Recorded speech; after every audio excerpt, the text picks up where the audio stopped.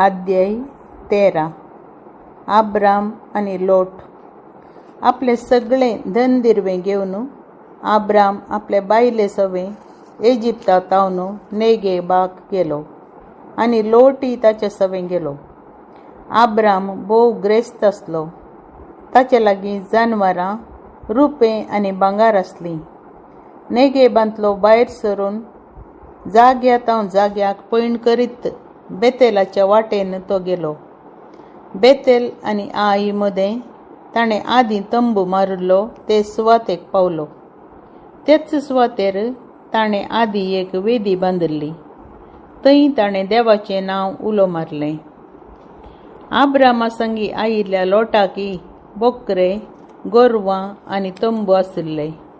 पूण तांकां दोगांकी सांगाता जियोंक तो गांव पावनातलो, कित्याक तांचें आस्त बदीक भोव चड आसलें आनी तांकां सांगाता रावोंक साध्य जालें ना. आब्रामाच्या आनी लोटाच्या गोवळ्या मदें झगडीं जावंक सुरू जाली. त्या काळार कानानगार आनी पेरेजीत त्या देशांत वस्ती करतले. आब्रामान लोटाक म्हळें, म्हजे आनी तुजे मदें वा म्हज्या आनी तुज्या गोवळ्या मदें झगडीं जावंक नजो, कित्याक आमी भाबाव. सगळो प्रदेश तुजे मुखार आसा न्हय. तूं म्हजे तावन वेगळो सर. तूं दाव्याक वेताय जाल्यार हांव उजव्याक वेतां. तूं उजव्याक वेताय जाल्यार हांव दाव्याक वेतां. लोटान आपली दिश्ट भोंवडायली आनी जोर्दान न्हंये भोंवतणी भरपूर उदक आसलेली भूंय ताका दिसली.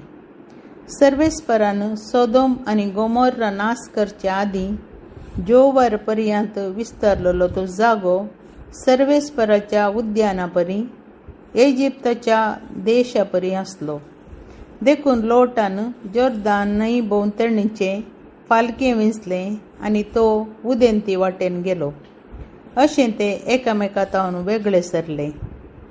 आब्रामान कानान देशांत वस्ती केली. लोटान फालक्याच्या शारांनी वस्ती केली आनी सदोमा पर्यंत आपले तंबू घाले. पूण सदोमाचो लोक खोटो आसलो आनी सर्वेस्परा विरोध व्हड पातकां तांणी केली. आब्रामाक देवाची बासावणी. आब्रामा तावन लोट वेगळो सरल्या उपरांत सर्वेस्परान आब्रामाक म्हळें, तूं आसाय त्या जाग्या तावन उत्तरेक आनी दक्षिणेक, उदेंतीक आनी अस्तंतेक तुजी दिश्ट घाल. तूं पळयताय तो सगळो देश हांव तुका आनी तुजे संततीक ससनाक दितलो. धरणीचे धुळी परी हांव तुजी संतत करतलो.